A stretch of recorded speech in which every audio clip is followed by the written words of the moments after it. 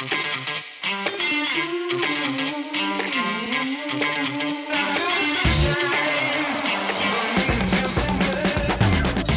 to episode 42 of the Mile 20 podcast, where epic shit happens. Yes. My name is Laura, and I'm here with my bestie, Laura. We're a little punchy tonight. We're really punchy tonight. You're with me in your jammy pants. I love that. Listen, there is a table in front of us, and nobody is supposed to know. You just called out my jammy pants. It's okay, and they're jammies, and it's not even December yet, and they have Christmas bulbs on them. Yeah. You're the fucking bomb, man. I'm feeling a little something kind of way today. I can't help it. It's okay. I don't know what There's I'm no feeling. judgment zone, but I'm a little jealous. So. Anyway, we are two best friends that have run marathons in all 50 states. Yes, we have. Most of those states we ran step by step in stride together. We're coming to you today to discuss our adventures at the Jackson Hole Marathon, which we ran September 26th in 2020. Which is in Wyoming. Yes, and it was Cowboy land. Still in the throes of COVID. Yes, way in the throes of COVID. Matter of fact, I think that was my very first plane ride. Yes, mine too. Post the shutdown. Yes, exactly. And it was very weird, but lovely because nobody sat in the middle seat. Oh, I don't remember that. Oh, yeah. I have a picture of Dave and I.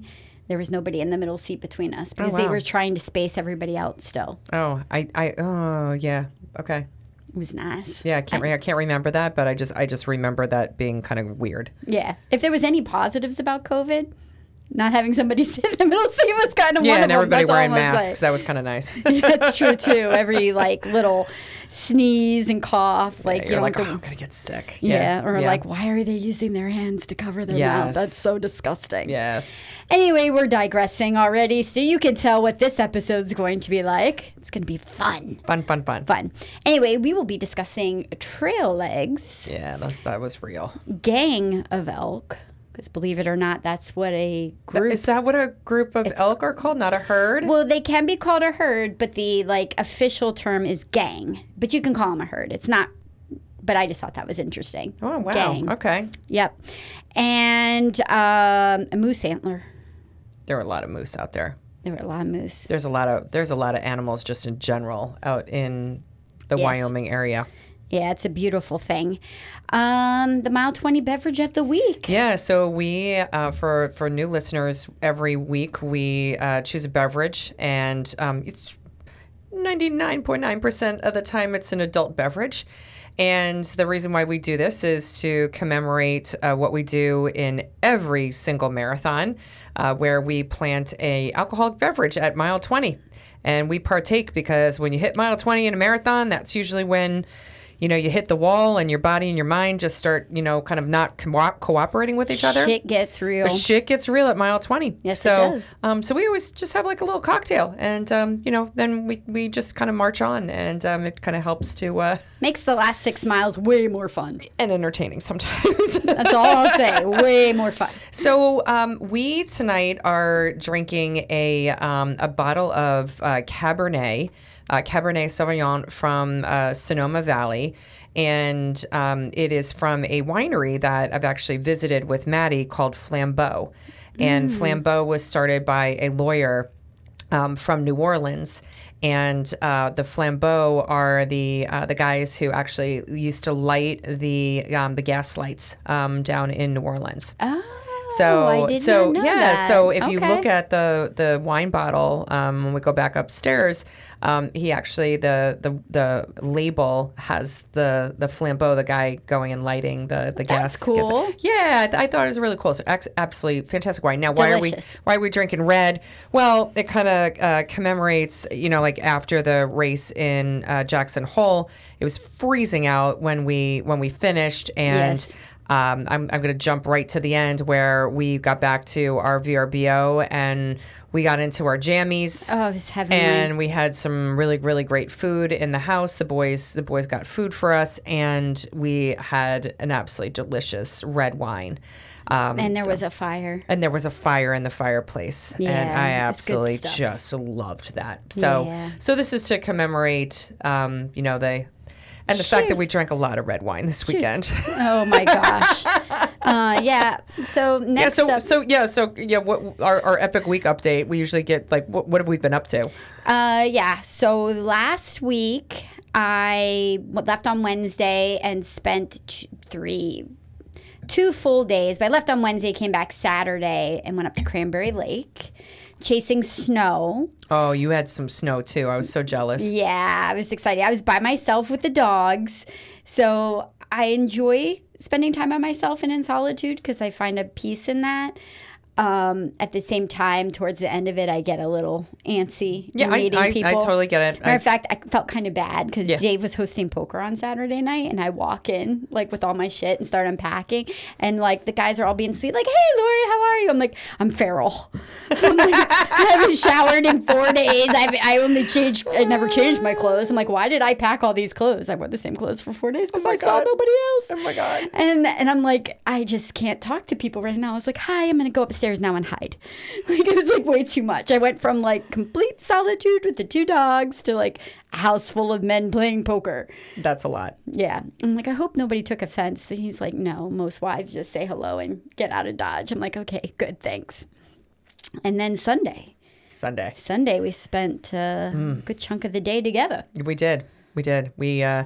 We ended up getting down to the football game or the tailgating for the Eagles game around 4 p.m. for an 8:20 game. It was a long time for tailgating, and it was super windy out. There were wind gusts of up to like 40, 50 miles an hour. Yet it wasn't too bad. Like, I felt like our setup, like our tailgating setup, was fairly stable. It was stable. We weren't worried about it. Yeah, we didn't put anything that would like blow away. You know, we had our stuff secured down. You had the TV set up. We got to go and watch the Broncos beat Kansas City. Yes. Yes. Go Bronco Nation. Yes. So we were very, very excited about that. And then we christened our Camp Chateau glasses. So these are glasses that when Lori and I went to the women's camp in France, we had gotten these absolutely gorgeous antique goblets. Yeah, goblets. So I wouldn't even call it a wine glass. It's a goblet. It's a goblet, yeah. And so they're glass and very, very thick and just very old. And so we hadn't christened them yet. They're probably thinking the same thing I was thinking. Glass at a tailgate. Glass at a tailgate is just really, really bad. But we're going with it, man. We're protecting them. Game 1, success. Yes. I got it they're drank it, still came back. Intact. Intact. Still intact. Yeah. So we christened those glasses with a wonderful bottle of French red. Yeah, because you couldn't Bordeaux. put anything else in that, other than a French red. And it was delicious. Yes. I have no idea what winery it was from or chateau. I have no idea, but it was delicious, and it was a Bordeaux. Yeah, and then we didn't get home until like stupid late. I think we got home at like maybe like close to 1 o'clock in the morning. Yeah. But then I turned right back around, and on Monday night, I went to the Sarah McLachlan concert back in Philly with my sister and Maddie. And then last night, you were back over here because it was Jim's birthday, and we had like a nice little birthday cake and celebration and stuff for him. So, and now tonight, it's Wednesday night, and we're recording. So it's been a week. It has. Yes. I feel like I'm an honorary Lee at this point. Oh, you always have been. Always have been. Always. You know? So cheers, my friends. Cheers. To Jackson Hole and drinking more red wine. I know. You went very light on our on the tailgating.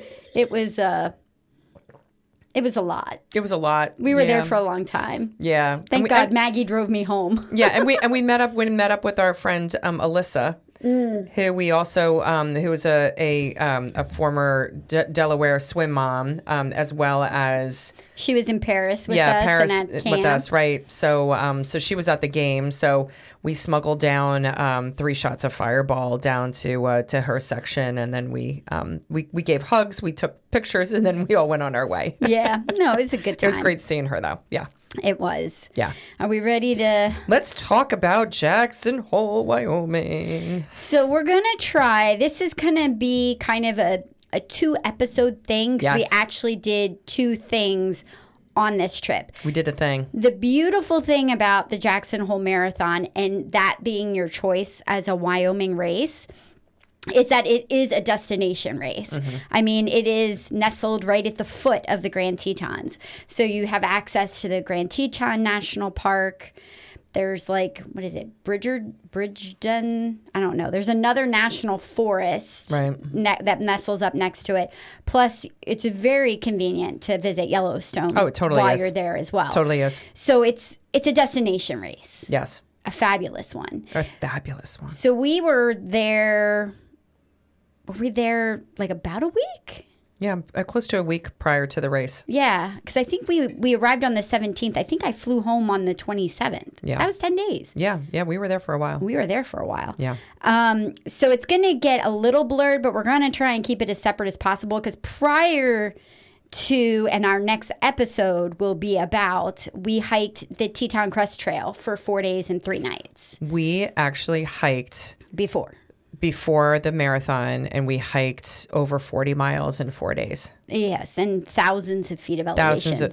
Thousands of feet of elevation. I think the highest peak that we got to, did we hit a 14er?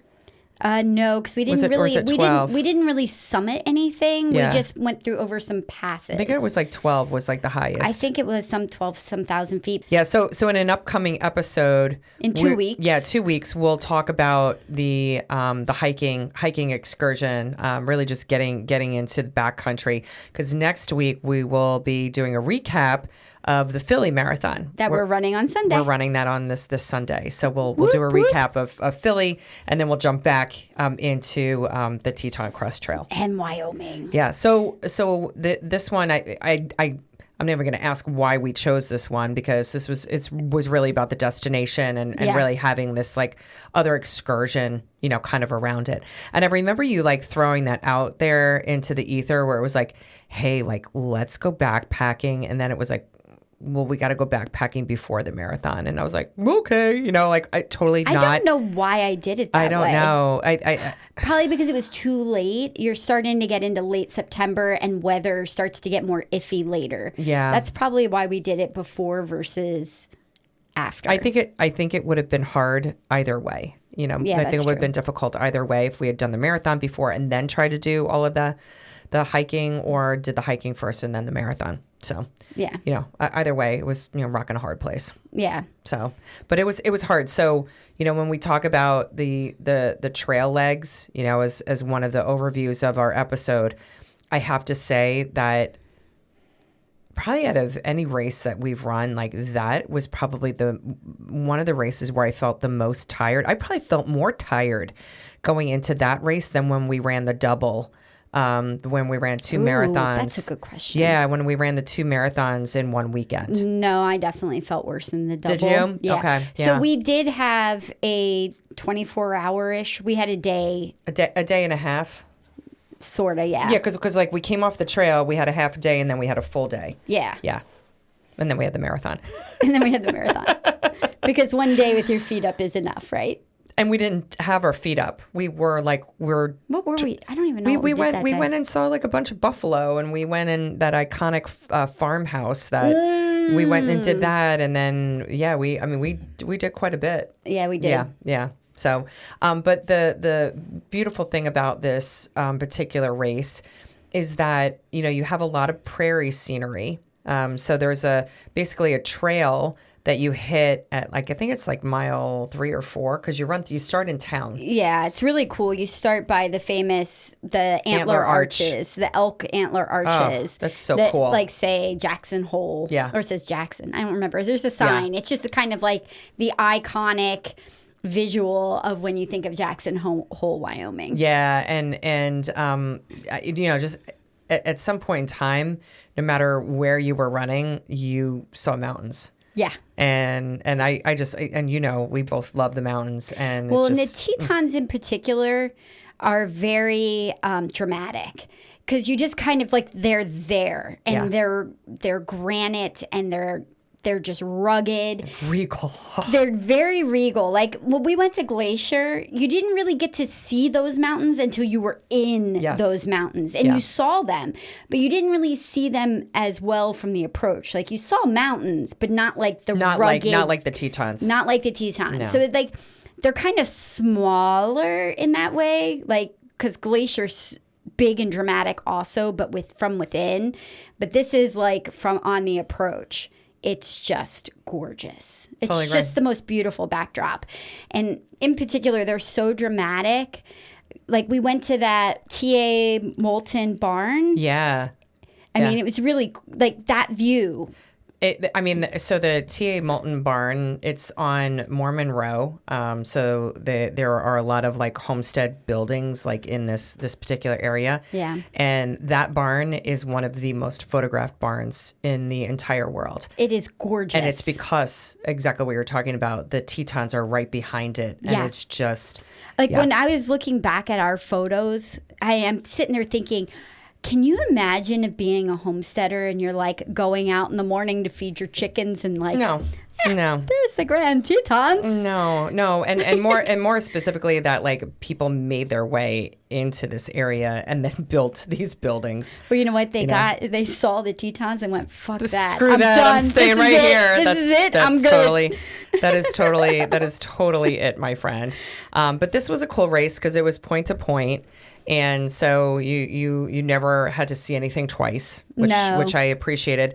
And it started in Jackson, downtown, and then it made its way at the end to the Teton Village. Yes. And which was nice because we had rented a VRBO that was literally like 2-minute drive from where the finish was. And the Teton Village is outside of the actual Jackson Hole downtown. It's part of the ski resort that's there during ski season. So naturally, September is off season. So they bring people in for the marathon, which is nice. Yeah, it's at the base of the Jackson Hole Mountain Resort. Yeah. Yeah. And so it was kind of cool because at some point in time, and we'll talk about the weather, but when we were coming in at the finish, it was snowing, like on the mountain, like right behind Teton Village. Well, it was snowing hard. Yeah, well, it was snowing that morning too. We could see it because we had it was like in the mid 40s, I think. It was chilly. It was chilly at the start, but it only got to about 54 degrees as a high. But it was a cold 54. It was cold 54. Yeah. And there was some drizzle in the morning because I can remember wearing like my rain jacket a little bit. Mm-hmm. And then I remember looking up at the Tetons and seeing the snow and both of us being like, holy shit, we were just there 2 days ago. Like that would have been a very different experience. Yes. Like we threaded that needle, girl. Yeah, we like completely threaded the needle. Now, we did run this race with our friend Tina. Yeah, too soon, Tina. So her and her husband Matt came out, and we ran this race. Now Tina was way further ahead of us, but that was cool because we hiked with her as well as did the marathon with her. Now this one in particular in 2020 only had 227 people that ran the marathon. So it's not a big race, but in 2025, still not a lot of people run this. Right, which makes me think that in 2020, they had a really good turnout for a COVID race. Because 2025, they had 248 finishers. So it's not a big difference between the years. No, and I don't remember. So again, like never, this is not said with a judgment. This is just said in a casual observation form. Like, I did not, like, whereas in Nevada, they were very, and we did ET full moon, they were very conscious of the start, making sure we were all spread out. Yes. And having all the provisions in place regarding COVID. Which was only like a month prior to us going and running this race. Right. Or maybe a little over, because I think that was early August. And this is late August? September. Okay. So like 5-6 weeks, right? But then in Wyoming, it was just very different. It was just more relaxed. They had a different philosophy than some of the other states had. So it was just a different feel at the start. I think it was like a little busier. Like there were people like standing next to us, and we're like, oh, okay. Like I do remember taking my neck gaiter and wearing that. Like over, because we all had them all over our faces and stuff. So, it's just crazy times, crazy times. Unique. But I felt very fortunate that, like all of us stayed healthy. Yeah. And we were able to go and run this race and had the experience that we did, because it was absolutely freaking incredible. It really was. We don't really remember the expo like at all. I was racking my brain. It was just a bid pickup. Yeah. Like when I was looking at it this year, it says 2 be determined as far as, and it just says bib pickup, time and date, TBD. So I think it must have been like a community center or like a Y or because something like when that. because I think me, you, and Dave went and picked up the bibs because I think that's when we saw the big gigantic moose laying on somebody's front God. lawn.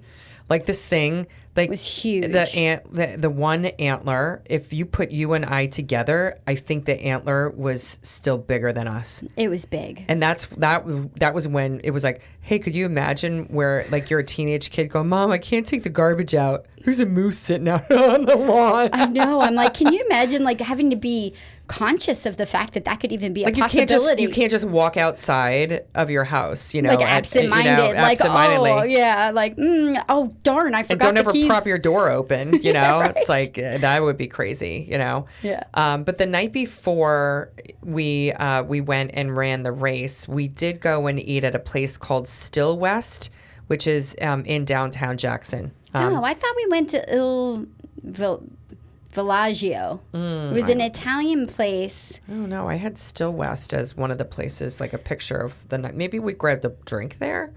Or grab lunch. Yeah, I don't know. Hot flash. No, The you're hot beads of flashing sweat. already. Oh, the dude. beads of sweat are coming. Yeah, so and you got to forgive us because like this was like one of those like races where I think more of our focus was on the hiking, versus like the race. The race was like I felt like that was like I'm just surviving, like I'm surviving and I'm getting a medal and Yes, like I have to finish this state, but I was here for the Grand Tetons. yes, Yeah. yes, because that's what when I think about like I that feel trip. a little guilty that Yeah. I don't remember more from that But actual but race. this one was a quiet race. Like It was. it didn't have crowds. It was really we have those races where it's more of a nature race. Yeah. This was a nature race in all respects. And then like the scenery again was just like it was a lot of prairies. A lot of prairies, And then cattle the mountains, ranches. cattle ranches. We actually ran I don't know if we were actually in it or like we skirted around it, but there was a big elk preserve there. Yes. No, I think we did skirt around the elk preserve. And what did we see when we were there? Elk. Oh my God. Gangs of elk. We saw this one herd, and it was when we were kind of coming in. It was like the last couple miles. We saw a herd outside of the elk preserve. We saw a huge herd. Hundreds of elk. Like no shit, hundreds of elk. And I have a video that hopefully the resolution is good enough where you'll be able to see it. Maggie will go and post it. But it is a buck, and his rack is just gigantic, and he is. That's what he said. Yeah, right. And he is skirting around his female herd. Oh yeah, And like these are my bitches. Yeah, and that was crazy to see that. We also at some point in time, and I can't remember what mile it was, and I'm surprised because I went through my pictures. I didn't freaking take a picture of it. I know. Well, there. Like I was like, what was I thinking back then? I cheat with our podcast, and I go back on Laura's Facebook page because she was the queen of taking capturing pictures. all these things. Yeah. Because I'm the music lady. I do the music. Laura does the photos. That's right. We both have jobs. We both have jobs, Yep. and I'm like, we have pictures of everything Dude, I else was we dying did. during that marathon. I was like, I just hiked 40 miles and I'm running a marathon. What am I thinking? Yeah, I think that you were cursing me a little Oh that my day. God. There was a lot of like, fuck, Lori. Yeah. Fuck, what were we thinking? Yes. But there was never a doubt that we weren't going to finish it. There never is a doubt. But the 6:56 was a hardcore show of how exhausted we were. To do that, is that how long it took us to do that one? 6:56. Yeah. So I'm assuming that there is a very generous 7-hour cutoff because I was looking again at 2025 results, Okay. and there were people that were finishing. Like the last person was like 7:15. Okay, and that was not with us like screwing around and having fun. Like No, that was, we didn't screw around that much. That was just pure like, oh my God, we got to get through this. No, we definitely had to get through it. But seeing the elk was cool, and then we saw a moose. It was like eating in somebody's yard, and it was upright, and the thing was just gigantic. Yeah, they're huge. There's like, and the thing that I just drives me crazy is when you see people who are tourists, right? Yeah. And they're like, oh, I want to get really close to this animal. And You're like, you no. don't understand like how fast these things are, how powerful they are. Yeah. And to see like some people get right up on the fence, like I got to get that picture. It's like, dude, your camera zooms. Like, yeah. Like there's no reason to ever put your life in danger over a picture of wildlife. I'm sorry. No, I totally Take agree. a mental picture, look at how freaking beautiful it is, and respect the distance. Yeah. But 100%. then the other neat thing is that around mile 20, our two hubbies were camped out because there's like a weird loop that goes towards Wilson and comes back around, yes. like a little town. And we went through like some parking lot, and the boys were kind of camped out, and they were watching a football game on their phones, and they had food and drink, and they were having fun. They were tailgating at the marathon for us, which is very sweet. I think that was our mile 20 stop. And it was nice to be able to go and just have a beverage and move on. But man, that race was really hard. That race was hard. I did go and catch a picture. We went and ran by somebody's garden because these are like all like mountain prairie gardens and stuff in people's houses for the few homes that we passed by. Yeah. And I just thought that this was really, I don't know, it was very symbolic of the time. Again, this was in 2020, and there was a sign that read on somebody's garden, "Tell me what is it you plan to do with your one wild and precious life." Yeah. And at the time, it was like, wow, because we were all thinking about our own mortality and what have you during that period. And I don't know, there was something that resonated about that sign where I'm like, I'm running fucking marathons. That's where I'm going. I don't know. It was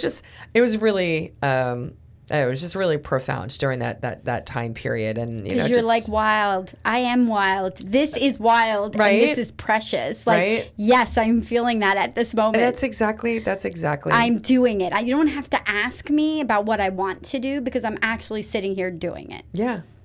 No, I totally agree. Yeah. So then the other neat thing is that when you come through the finish, you actually, when you come into the Teton village, you actually have to run through like this grassy area.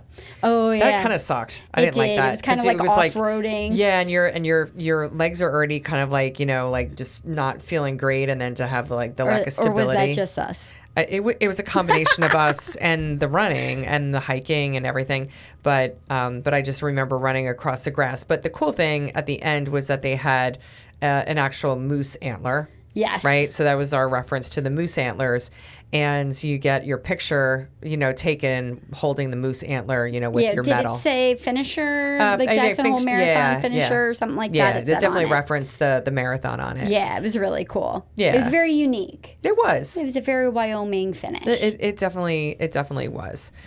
So, like we said, going to Wyoming and Jackson Hole is like a really great place to leap off to see some things too. So like part of our trip, which we would highly recommend you doing, is going into Yellowstone. Oh yeah. Doesn't require a lot of hiking or anything to just go see some simple things. I think we did like a one day, we got up in the morning, we drove up there and we did like the southern loop because we went to like Yellowstone Lake and saw the Yellowstone Lodge. Oh yeah, that was cool. Yellowstone Lake Lodge. We went to the Yellowstone Falls. Yep.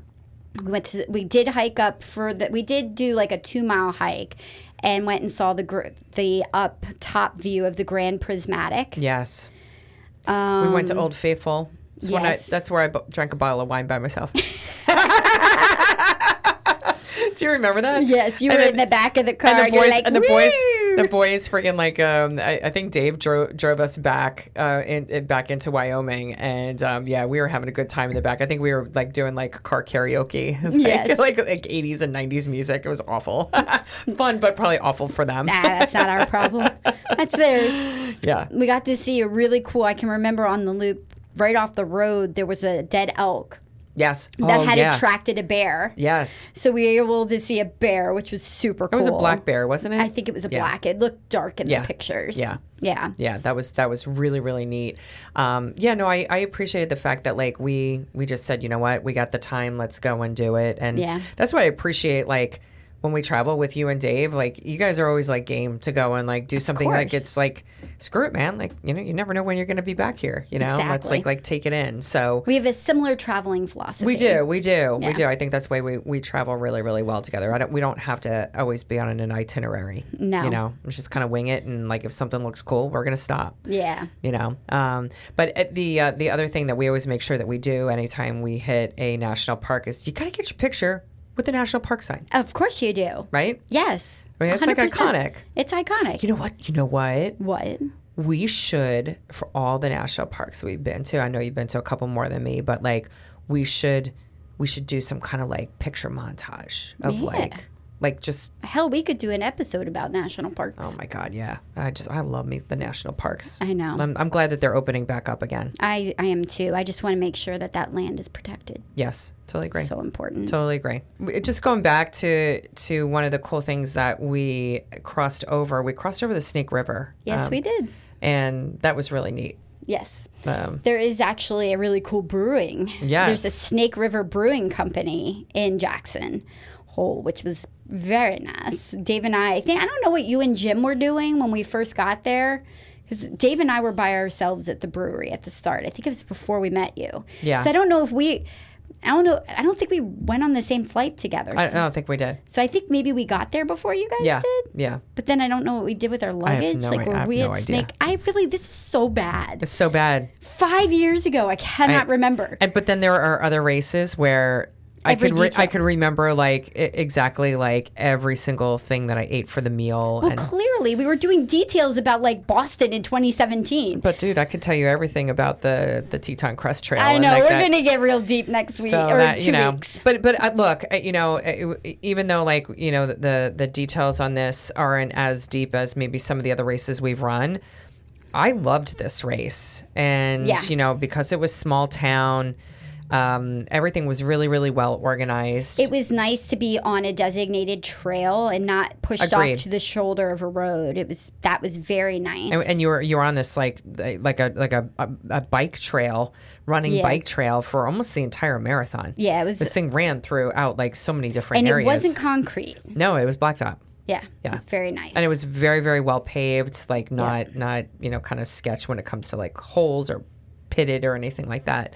But yeah, I mean, this is a great race. Definitely if you do go and run this race, I would highly recommend, don't just go out there for the race. I mean, because obviously like that's a travesty, right? Like we did the race, but it's like, that wasn't our highlight, like the nature out there is the highlight. Yeah. And there's so much. Yeah. Now, I would love to do this race again. I'm jumping ahead. I would love to do this race again and experience it in a non-COVID time period. Agreed. Because the vibe would be completely different. Yeah, we'd be drunk at the bars. Yeah, the experience would be different. Like, yeah, because like we pretty much like, I mean, we ate out like a couple of times. But we tried to eat where they had outside seating. Yes. Even if it was freezing ass cold, we were trying to sit outside. We did. So, I think the experience would just be very, very different. I think Dave and I left early, and you guys wound up looking for a place to see the Eagles game. We did. We ended up finding a place with Matt and Tina, and ended up watching the Eagles game with them, and that was fun because it was kind of like a, I don't know, backyard bar. Like, I wouldn't call it a biker bar, but it felt like a biker bar. Yeah. So it was good. It was a good vibe. That's awesome. But it was awesome because they had like all of the windows and all of the doors. They had like these patio doors that opened. So like it was like, even though you were inside watching the game, like everything was like all open air. Yeah. Which was kind of cool again during that time. So, now the shirts and the medals. You're wearing the shirt. I had work stuff going on up until the podcast here, so I didn't change into my shirt. So the kind of like the prevailing visual, or the marketing icon, or what is it? Logo. Logo. Oh dear God. It's called a logo. It's a logo. My brain. It's okay. It's menopause brain. Yeah, it really is. It's okay. bad right now. Anyway, the logo is big moose antlers. So it is predominant on the shirt. And I don't know about in the years since. I'm assuming it's the same. And it was also very prevalent. It's what our, our big medal. Sorry. Yeah, I'm having a time. Yes, our medal is a moose skull with its big antlers. Now, there's a beef. Yes. There's a beef with the shirts. There is a beef with the shirts. And the medal. Yeah, there's a beef with the medal as well. Yeah. And we're not sure whether or not it's still the same, because again, this is back in 2020. But what's the beef, Lori?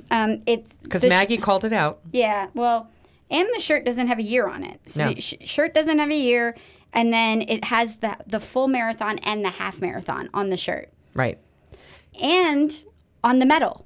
Yes. It says half marathon, because they've got a quarter marathon, a half marathon, and a full that they offer at this weekend.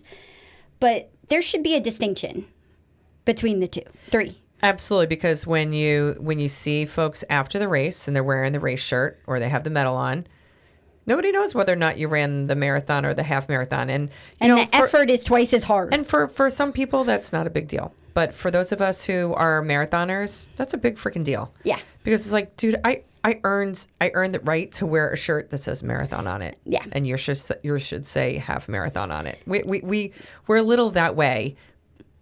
But we're that way, you know? We are that way. And I would try and give, just to play devil's advocate, I understand you only have 200 plus people. And it was during 2020, so who knows what, the printing stuff was at the time. Yeah, I'm sure it's simplified, but. Yeah. Yeah. But I do like the shirt, even though it doesn't have the year and it says half and full. It's comfortable. I do wear that one during the summertime. But it's a t-shirt. I know, but I you know me, I like the t-shirts. I'm wearing more tank tops now, running during the warmer weather, but I will wear a short sleeve shirt. Yeah. So yeah, but I do like that one a lot. I like the cut of it. It was because it was a woman's cut too. Yeah, it's got a V-neck. And a V-neck. A gentle V-neck. A gentle V-neck. Not We do like not an like this dip V-neck. Yeah. It's just a It's a non-cleavage V-neck. I don't mind showing my cleavage. It's just. Well, it's that awkward. But not in the shirt. Yeah. Not in a running shirt. Not in a running shirt. Yeah. Yeah. And then the medal is kind of I don't know, what color is that? It's like a copper. Yeah. A copper color. But and again, the medals are cool, but they're not. And the ribbon's nice. Yeah. The ribbon does say Jackson Hole Marathon. It's just that the medal. But it doesn't have the year on it. Doesn't have the year? Doesn't have the year. Well, darn it, let me put my glasses on. Put the glasses on, lady. On one side, on one antler, it says 13.1, and on the other, it says 26.2, no year. And no year on the ribbon. On the ribbon. Yeah. Yeah, it would have been cool for it to say 2020 on it, especially since it was COVID year. Yeah. And that would be cool. Yeah, but would you run this one again? Absolutely. Yeah, me too. I would totally run this one again. I would recommend it, and I would run it. Yes, I totally agree. All right, so next week, this coming weekend, in a couple of days, we will be running the Philadelphia Marathon. Whoop, whoop. Yeah, this is our hometown race. And we're planning on having some fun. I don't even remember how many of these I've ran. I don't know either. I'm going to guess this is my fifth or sixth. I have absolutely no idea how many times I've run this one. Yeah. But this is our hometown race. So we're running it. Maggie's running it with us as well. So, we're all getting ramped up for that. Praying Godspeed Maggie who's going for time. Yeah. And we just got to figure out our attire for the weekend. That's so true. What are we wearing? I don't know. We got to figure that out because I got to pack tomorrow and figure that out. So we will be discussing this later. Yes. So Philly Marathon, and we're going to go and drop our episode for Philly next Wednesday instead of Thursday. So just a shout out because of Turkey Day being on Thursday. We figured that we'll give you something to listen to on your drive to Grandma's house. There you go. So happy Thanksgiving. Happy Thanksgiving, and we're folks. Thankful for everybody who's been listening. Yes. Thank you. Oh, look at that. You just kind of walked right into that. You batted it. Or you threw it. I hit it. I did. It's all good. Now, go make mile 20 your bitch. Peace out. Bye.